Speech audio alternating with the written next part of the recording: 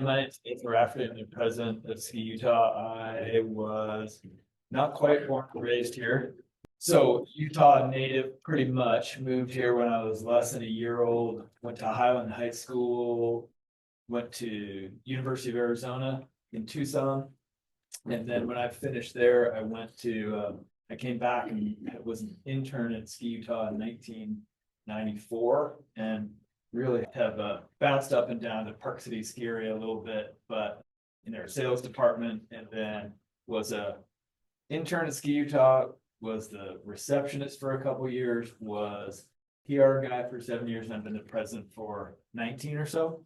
And I've got a short presentation, maybe 20 minutes, 30 minutes of slides, just kind of a Ski Utah Industry 101. There will be a test at the end, so please take notes. And raise a hands who is a skier or snowboarder in this room. Oh, look, that's great. Come on, next year, this year. All right, let me just whip through some of this stuff. And there is a video, but we're gonna see if that plays or not. So has anybody, yes, sir. So you went on to sales after you were an intern? Yep. So I was looking for a job in the ski industry, would do anything. Was kind of just testing the waters of what I liked and what I didn't like. I didn't turn out to like sales that much. I was probably pretty good at it and would still be good at it, but I didn't love it. Yeah. And I sales too. Sales is hard. It is. And I liked my PR job. I was able to give skiing away and get journalists to come over. And I like that a whole lot better than charging them to come skiing. I know that's the business model. But it worked better for me that way. Has anybody heard of the company Ski Utah? You won't hurt my feelings if you haven't. A lot of people have, but a ton of them don't know what we do. This is kind of, make sure you're seeing what I'm seeing. These are kind of our four pillars, but we're a 501c6 not-for-profit. So most not-for-profits are C3s, and they're churches, educational organizations. We're a C6, which means we're a business association. So we represent all the ski areas in the state. We do marketing and public relations, government affairs. I do a ton of that. And then legacy and community engagement. So we have programs like the 4th, 5th, 6th grade passport programs where we get super cheap passes to kids to introduce them to skiing. We have another program called Discover Winter, where this is our 4th season doing it. So ethnically diverse population. Skiing has struggled and really continues to struggle with having a very similar population, almost exclusively white. And we want to get more people of color and different backgrounds skiing. And sometimes it's not a matter of money, but it's a matter of culture, and it's just not part of their consideration set. So we have this program called Discover Winter, where this year we're going to have about 300 participants, and some of them are, one example is a guy he works for Goldman Sachs. He makes tons of money.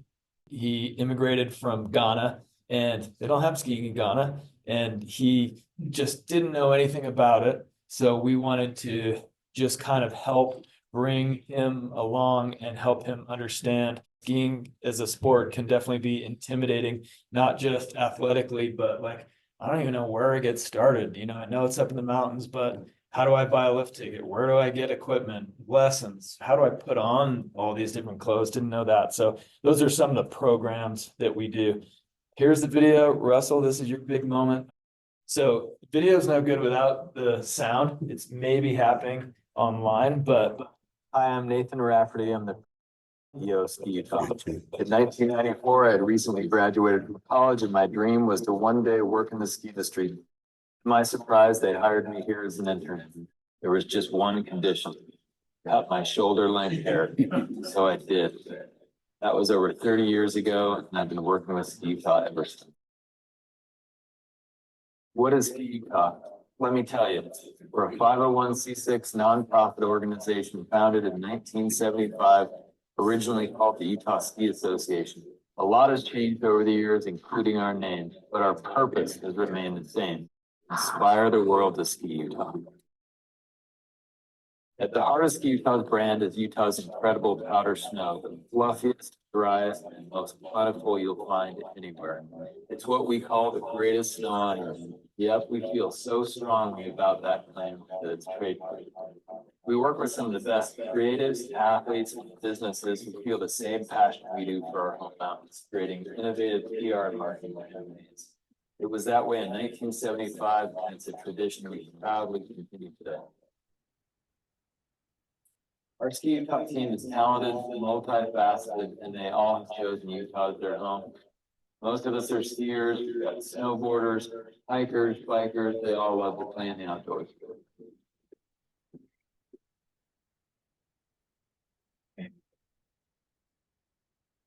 We're lucky to have a close-knit community of resorts, partners, and sponsors who, like our team, share a common passion for skiing and snowboarding in Utah.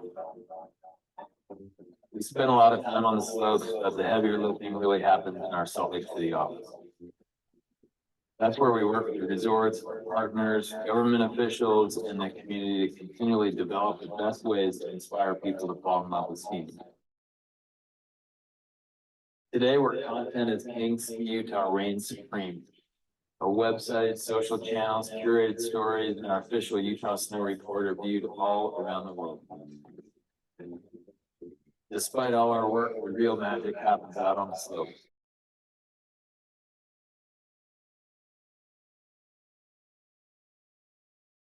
We are especially proud of our community engagement programs. Our Path Forward program introduces 4th, 5th, and 6th graders to the thrill of riding on snow. Our Discover Winter program fosters a lifelong love of skiing and snowboarding amongst Utah's ethnically diverse community. At the end of the day, it's about the mountains, the snow, and the community. Without any one of those, there is no us. Cool, there you go. Audio is a little wonky, but I think it worked. And I'm happy to take questions all day, Okay, during this. so Yes, sir. I remember when I was in 6th grade, we had a skiing field trip. Yeah. But my family skis, so I already had the gear and everything, but I had some friends that never went. So was this the company that helped make that field trip happen? Maybe, probably. There might be other things. Where did you go to elementary school? St. Olaf School. And where is that in Salt Lake Valley? It's in Davis County. Okay. We have a 4th grade program that we run in several schools that we go in, and we're part of the kind of the PE program. So you do all this dry land training, you learn about what muscles you use for skiing, this, that, and then at the end of that is the field trip, and we go up to a ski area near there. Do you remember what ski area you went to? Snow Basin? I think in 4th grade we went to Snowbird. 5th grade was Snowbird as well, but 6th grade we went to Park City. Okay, so maybe it was one of those programs. So that's, Yeah. I would say that's part of our community engagement programs. Yeah. And like I said, I'm happy to take questions all the way through this. These are our 15 ski areas. We've got 15 ski areas in the state, 15 public and 1 private. We've got one of the newer ones, although they've been around for a couple of years now, is that Cherry Peak Resort in the top right. It's way up north by the Idaho border, teeny tiny ski area. And the one that's not listed here is called Wasatch Peaks Resort, and that is a totally private ski area, more like a country club, where you have to have a membership to ski or ride there, and they're not open to the public. But kind of a new model on how it works.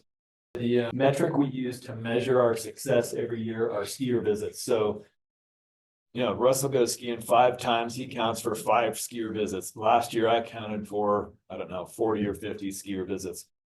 This number is a nationwide number, 60.42, went down a little bit last year. The year before was a huge snow year. Last year, nationwide was a bit of a struggle for snow. We had really good snow here in Utah, but nationwide was a trick. We're in what we consider the Rocky Mountain region. And so you'll see we were down, but just 5% compared to that 7%. This includes California, Wyoming, Idaho, Montana. And then here's Utah skier visits. And each of those red lines represents the million skier day mark. So, and the yellow line, gold line, is the Olympic year, to give you a little bit of reference. And you'll see around the Olympic year, we had just gone over 3 million skier visits. I thought, man, there's no way we're ever gonna get beyond that. We hit 4 million a couple of years later, bit of a flat section, and then these last couple of years, we hit 5. We didn't even hit 6. We jumped from 5 million to over 7 million. And that was 2 years ago when we had that huge snow year with 900 inches of snow. And then last year we backed down just a hair to 6.75 million. And I'll talk about economics here in a second. So people wonder how we stack up, and these are the 4 big ski states. Anybody guess what state in the nation has the most ski areas? And it's none of these states. Old guys in the back should kind of know this. It's close. New York has 50 ski areas. We have 15. Colorado has 30. They have lots of these little tiny mom and pop ski areas. You're driving down the road and there's one chairlifted. So they've got a lot of small ski areas. We've got some big ones. Colorado's got some really big ones. Is it close to Buffalo by chance? What's that? Just in New York. Yeah, they're all over. New Okay, York. all over Yeah. state. So here's Utah's was in the blue, Vermont's in the green, California's in the yellow, but look at Colorado. Oh, wow. They do about 14 million skier days, twice as many as we do, with twice as many skiers too. They have about 30. And then here's our share of the Rocky Mountain. You'll see we're kind of pecking our way along and stealing a little market share, I like to think. One thing we talk a lot about is this new Utah. So I grew up here and long time ago. And I would drive down I-15 and there were only 2 lanes in each direction. I counted, so that's a total of 4. The other day I was driving down I-15 and counted 17 lanes. You know, if you just were to walk across it, we have changed a ton from going from a small state to a mid-sized state. Our internal growth always used to be people having babies. And now we've been discovered. There are lots of people you might see go to a skier, and then you'll see lots of plates from California, Texas. A lot of people moving here, this external growth, certainly becoming more multicultural with that growth, which is awesome. We used to be the young, I don't know if we're still the youngest state in the nation, but we're older than we used to be. And then our economy is just absolutely cranking. And you watch some national news and people say the economy isn't that great. Well, it's really great in Utah. We have an elite economy in Utah. Some of those things, some of those good things have some tough results that come along with it. So with that elite economy comes lots of great jobs, lots of great pay, but nowhere or not as many places to stay. So we're lagging behind in housing, and we've all seen how many houses and apartment buildings and all this stuff are being built in Utah. So that can be kind of a trick. Here are some of our target markets. This shouldn't surprise anybody, but these are essentially those yellow dots are big population centers. Utah's that red one in the middle, but we pull a lot of skiers from California, from New York, from all over the place, really. We segment our when we're marketing towards or for these people, we put them in one of 3 categories. They're either family, they're an enthusiast, you know, somebody coming out with a bunch of guy buddies, or socialites, maybe couples coming, don't have family. And so we segment our advertising based on those different variables too. Approximate 60-40 split between visitors and out-of-state people. And it depends on which resort you go to. A quarter of our visits come from either California or New York. Half of the non-resident skiers come from these states. So think of LA, San Francisco, New York, Houston, Tampa, Orlando, Boston, Philly, Chicago. And then DMAs, highest DMAs. And so that means DMA is not just the state, but the region. So New York includes New Jersey and Connecticut. That's a huge one for us. LA, Orange County, and the other ones you see there. And then international, we love international skiers because they typically come for a long time. So if you're coming from LA, you might fly in on a Thursday night, ski Friday, Saturday, half day Sunday, and you're out Sunday. These international skiers, if they're coming from Mexico or they're coming from Brazil or Europe, they're going to stay minimum 10 days, if not 2 weeks or longer. And we love to have families that are going to stay. that long. But since COVID, I mean, we dropped to like 0 at COVID, and then we have slowly been clawing our way back. And we've got more and more better and better air service to Salt Lake City too. So here it is state by state. The top 5 non-Utah states, you'll see California at 8.3%. And then down the list, you've seen these before a little bit. So skiing in Utah is big, big business. We've got 15 ski areas, and people spend, this number is, last year was almost $2.7 billion. And that's how much money people spend after they land in Utah. So that doesn't include their plane ticket, but it means you land in Salt Lake City, you go to Costco and fill up your Suburban, rent that Suburban, take it to a condo that you rented, lift tickets, lessons, you name it. They spend a lot of money. People spend a lot of money coming from other places. Like I said, it was up about a 1%, even though we were down in visits, mostly because prices went up. So the out of state is about $2,445 per capita per day. An in-state skier spends about $615 million, much less. Anybody guess why an in-state skier would spend less? Because they don't have to pay for a hotel room, they most likely don't have to rent a car. Right. And have. Yeah. Less expenses, and they probably don't have Yeah. to take lessons unless they Yeah. don't know how. A lot of times, including people in this room, probably you have a Icon Pass or an Epic Local. You either take the bus, drive your car, you go ride all day, maybe you stick around for lunch, maybe not, but you're not renting a car, you're not staying in a hotel, you're not taking the ski school lesson. So locals, love to have locals. They represent about half of our business, but they spend a whole lot less. And that's why we need to kind of have that nice mix of people from out of state and in state. Then overall expenditure, when you mix those two, is about $320. So when you look at any tourist in the state of Utah, and I forget what that number is, I think when you look at tourism as a whole, and that includes people camping, people going to Zion National Park, that number is about $100 a day, and skiing is 3 times that. So good for business when it's can be so expensive. We're lucky as locals that we get lots of great deals, and you can buy a season pass for pretty cheap. Here's that per capita daily spend and how it mixes out between out of state, international, Utah residents. So this will show you where people spend their money too, and you can see, and it's hiding behind that. So on mountain, so look at that graph on the right over here, that $133. So you can see the Utah resident spends more of the money on mountain at 88 versus out of state or international where it's split a little bit. And this is on the mountain. So that's your lift ticket, your lesson, your lunch, and then off the mountain is hotel, rental car, where you'll see locals have very little of that. Yeah. I was like Icon and Epic Passes affecting those numbers.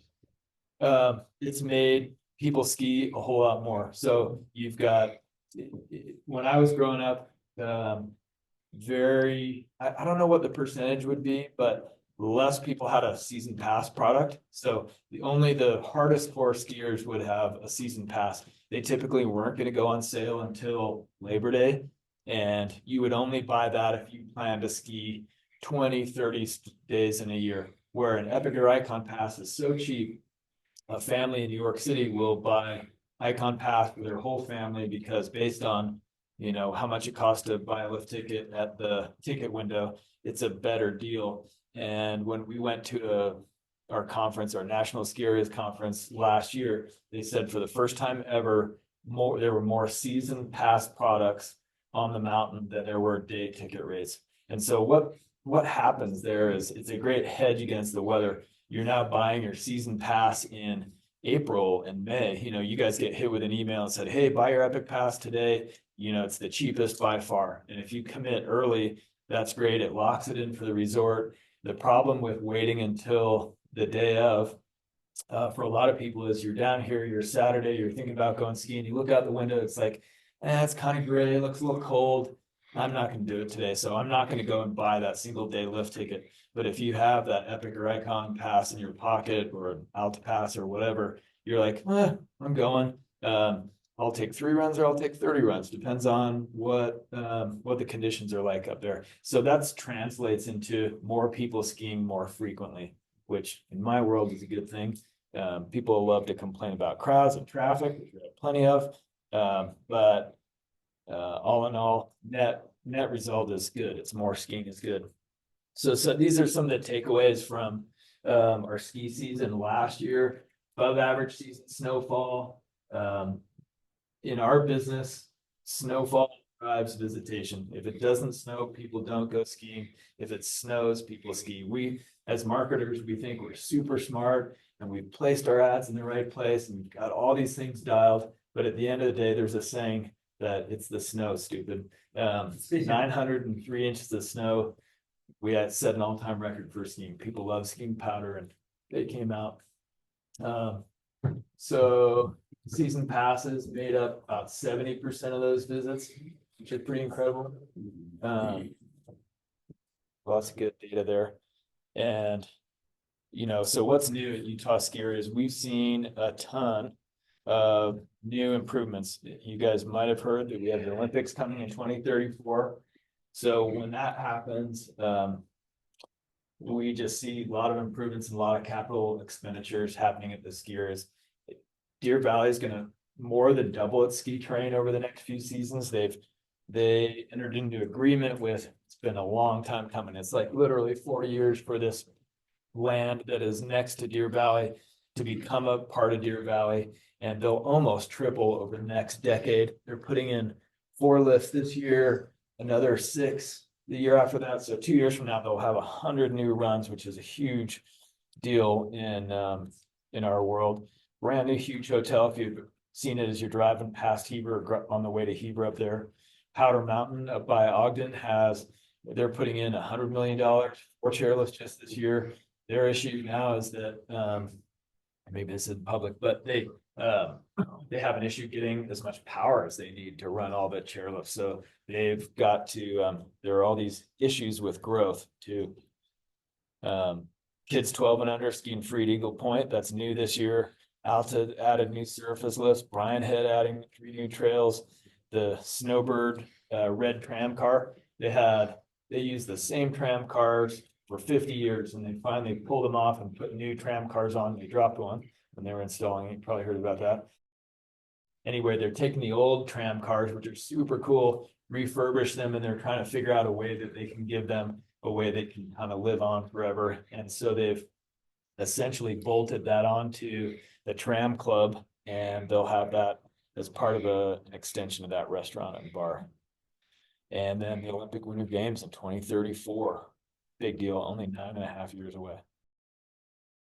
People often ask me what this time of year, I do a ton of these shows. They say, what's going to happen with the snow this year? Do I have any inside knowledge? So one thing I didn't know is that have anybody heard of the Old Farmer's Almanac? Probably if you're a millennial or younger, you're probably not, but I mean, they print this thing. There's the Old Farmer's Almanac, and then there's the Farmer's Almanac, which are 2 different things. And then this is a cool graphic that I found online that I thought was awesome to put in my presentation. Here's the one from the government. We're in this equal chances. But at the end of the day, the reality is nobody really knows.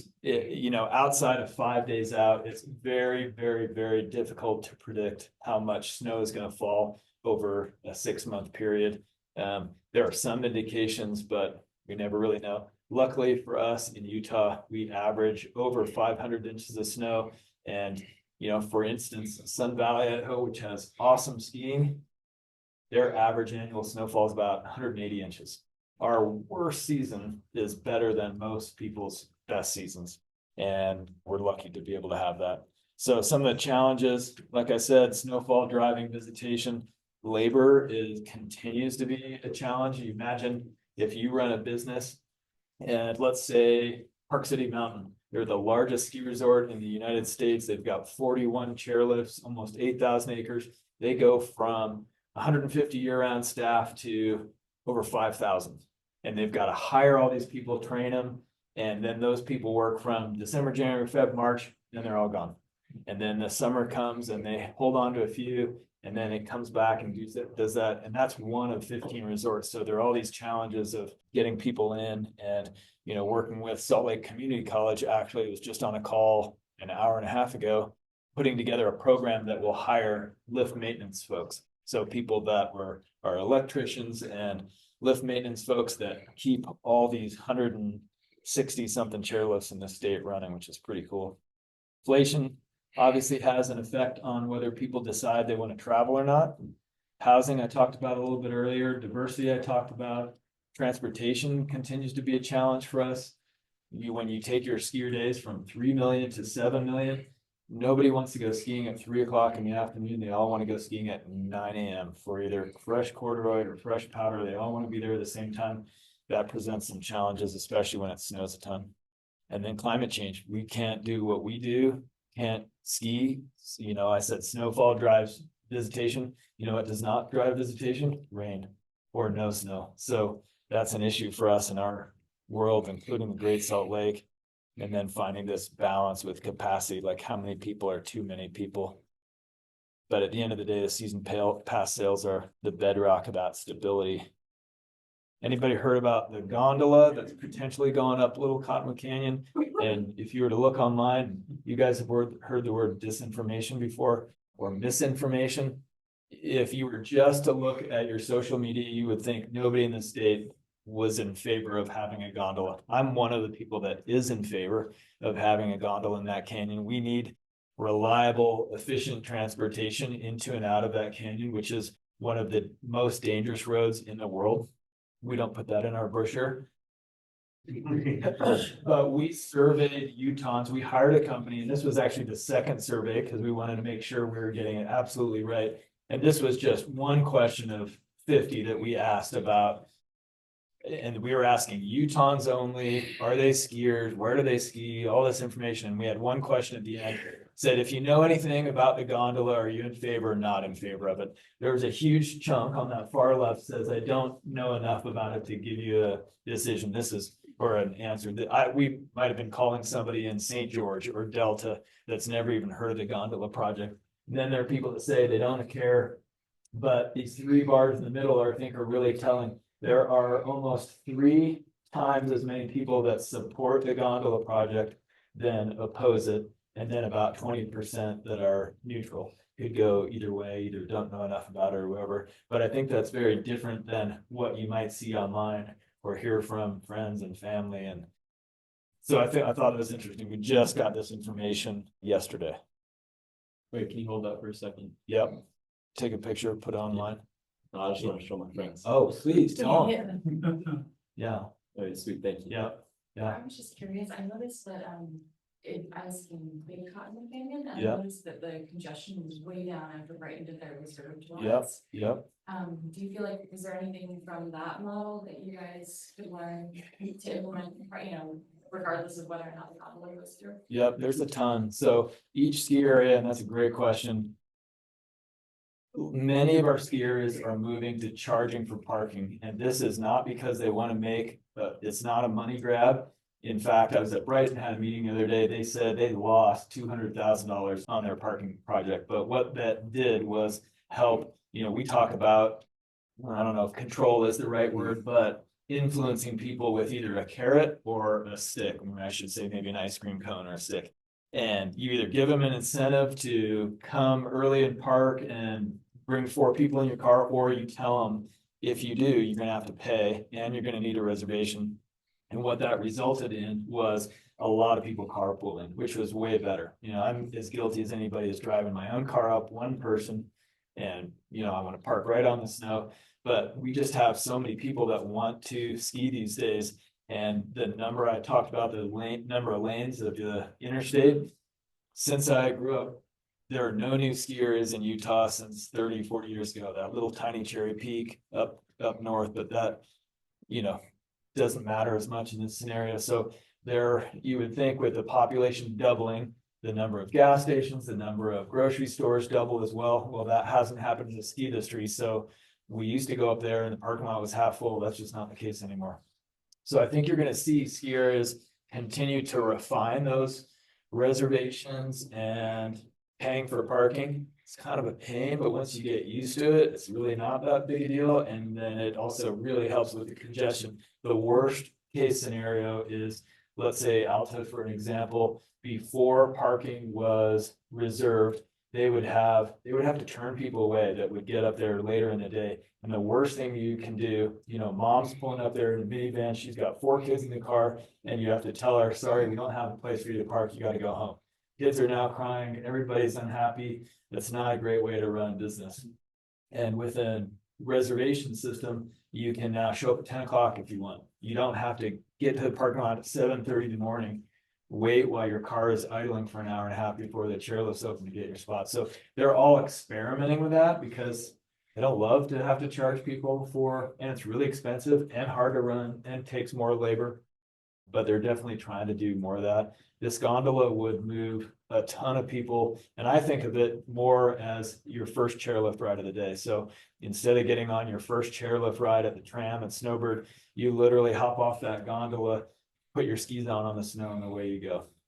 It's super expensive. It has big visual impact, but it's really, really efficient, really safe, and would last a long, long time. And it's the cheapest solution in terms of cheaper than buses in the long run, cheaper than a train, cheaper than all these other things.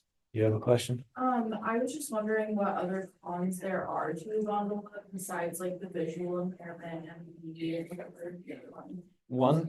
One thing I've learned, maybe this is the most important thing you'll learn all day, not that you're learning anything from me, but is that when people don't like something, they often don't tell you the real reason they don't like it. They will say, I don't like the gondola because it impacts wildlife or impacts water, which can be true in some scenarios, but the real reason I believe most people don't like it is that it will deliver more people into the mountains. And we're all here and we've been skiing this whole time and we want it for ourselves. And it feels kind of selfish, which it is, but it's powder skiing and super fun. So I really do want it all for myself. The big cons are mostly cost, visual impact. UDOT has done all these studies and they do a very extensive study looking at impacts to the watershed, impacts to climbing routes, impacts to wildlife. And there's no silver bullet, meaning there's not one choice that they can pick that has solutions to all that and no impacts. But it's the least bad of bus, train. There were 2 bus options, train, which is super, super expensive and also really impactful. Like you just got to move a lot of dirt. And I think a lot of people also have never ridden in a gondola like this. So there's only one in North America. It's in Whistler. It carries as many people as a bus does. So it comes every 2 minutes. Imagine a bus coming every 2 minutes, and cars right now can deliver on dry roads with no traffic about 1,100 people per hour. This gondola can deliver as many as 5,000 people an hour. Now that doesn't mean that ski areas don't need to control. They can't handle 5,000 people an hour for 6 hours. They don't have that much room, but everybody does want to get up there to ski between 9 and 11. And then if you've ever been in that traffic coming down that canyon, it's just brutal. And if there's a crash, it can take hours and hours and hours, and it's slippery, avalanche prone, all those things. I could do a whole other presentation on gondola. What's the funding source for the gondola? So it's probably a little bit of everything. The ski areas have said that they'll donate the land at the bottom. They also pay for all their season pass holders and anybody who's got a lift ticket as well as their employees. And then just like UTA. So when you go ride UTA front runner or the bus or whatever, you hop on and you pay $4, $12, whatever it is. That only pays for about 15% of UTA's total cost to run the entire thing. So there's no amount that you can charge. If you charge $100 for a gondola ride, nobody's going to ride it. So you have to charge enough that somebody will ride it and they'll choose not to take their car. There's probably also a disincentive. We would have to toll and say, if you want to take your car up, it's going to be $30, but if you want to hop on a gondola, it'll be $12. And I'm making up these numbers, but there has to be an incentive not to drive up the canyon. And I think when people find how efficient and easy and beautiful it is to ride, they'd be pretty surprised and pretty amazing. And there are these types of gondolas, and I rode some in China this spring. They're all over Europe, and it's just very different culture than the American car culture where, I had to walk, I don't know, 150 yards from my car. That was brutal. I want to park right next to the building, and who's driven around the parking lot for 10 minutes looking for a parking spot that saves you 12 seconds, right? Just one of the things we do. Well, I didn't myself, but I remember my dad trying to find a spot, you just because of the. Right? You're like, Dad, come on. Here's my last slide. The number one key to our success is cooperation. We are really fortunate, and it's not the same in every ski region. There's a ski Colorado, there's a ski California, there's a ski New Hampshire and Vermont, and they don't all play as well together as we do. Just like this meeting I was in just a couple hours ago, you had the head of lift maintenance or the head of mountain operations for Deer Valley, Powder Mountain, Park City, Snowbird, Alta, all these guys working together for a common goal, and all our skiers work really well together. They're in competition with each other, but it's a very cooperative industry. And I think that's my last slide. And I'm happy to take questions or whatever. And I was just kidding, there's no test, sorry. Questions about the Olympics? I kind of have two questions. One, what's your kind of favorite areas to go into? How do the ski resorts handle the Olympics? Because I know like Park City specifically will have like back in 2002 had specific things, but like Yep. do all the resorts share that load then, or is it just specific resorts that handle it? Two really good questions. I get this one asked all the time, is which is my favorite? I live in Park City, and I honestly don't have one favorite. It really varies by time of year, how much snow, what day of the week it is. Ski a ton of Deer Valley because it's close to where I live. Alton Snowbird, never have a bad time there. Snow Basin, I'm lucky and I get to ski all over the place, but one thing that's really cool about our skiers, they're all so different. I mean, Alta and Snowbird couldn't be any more different. The culture feels different, everything. We run a tour called the Interconnect Tour. You start at Deer Valley and you ski all the way to Snowbird. And you ski through 6 different ski areas. When you leave Deer Valley, you go to Park City, you notice a little difference. Then you show up at Brighton. That's a big difference. It is a different culture for sure at Brighton, and it's super cool. It's almost like going from different country to different country and end up there. And then the Olympics, it's still 9.5 years away. So there are some changes that could happen, but the last year, Deer Valley, Park City, and Snow Basin were the resorts that held venues or held events. Those are going to be the same 3 ski areas that do it again. They're going to slightly change who holds what, like the slalom was at Deer Valley, and then they also had freestyle. They're now just going to have freestyle. All the alpine events are going to be at Snow Basin. A lot has changed in 30 years, and there are new events. There's slope style, big air slope style. That'll probably be downtown Salt Lake. We'll build a humongous jump and have Salt Lake City as the backdrop and do it not even at a ski resort. So can come up with some super cool options. And then the other ski areas will be open and operating and will all benefit from the increased exposure that we have leading up to the games and 17 days of games. You said the Interconnect Tour skis through 4 valleys? 6. So you go with guides and you start at Deer Valley, and then you do something the public's not allowed to do, which is duck the rope and ski to the ski area next to it. And you use the ski lifts at the resort to go up, and then you duck the rope at the top and ski through the backcountry down. So you go Deer Valley, you ski to Park City, you go up to the Jupiter Chair, check in with ski patrol, you're now out of bounds and you need the knowledge to ski out of bounds, which is why you go with one of our guides, because it's not avalanche controlled back there. Ski over to Solitude, then ski next door to Brighton, and then from there back to Solitude, and then up to the top, and you do this traverse and drop into Alta and finish at Snowbird. It's Just really like a cool.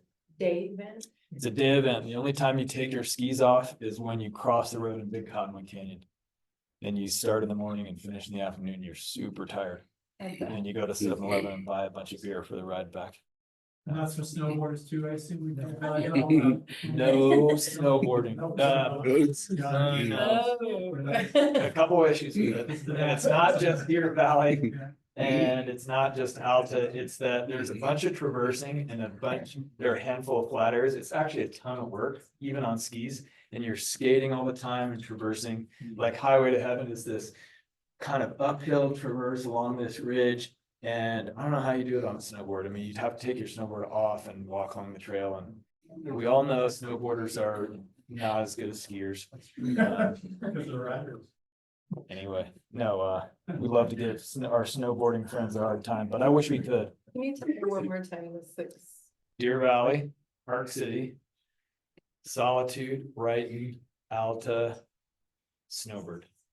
We actually did, funny you say that, we actually had a email, I get copied on all the emails that come into our office that are just random questions. And this one was, hey, what if I rented out the whole interconnect for the day, all on my own, and I have a split board, could you guys take me then? And I think we could do it then for sure.